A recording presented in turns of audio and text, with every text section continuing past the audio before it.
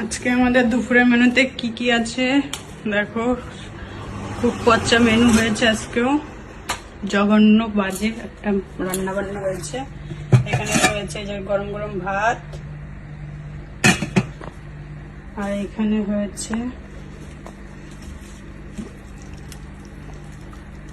Chicken হয়েছে, আলু দিয়ে ঝোল পাতলা,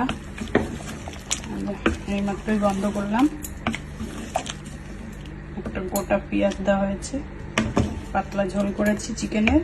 আর এখানটায় রয়েছে মুসুরির ডাল করেছি, সে কলমি শাক দিয়ে মুসুরির ডাল ঘন করে করেছি।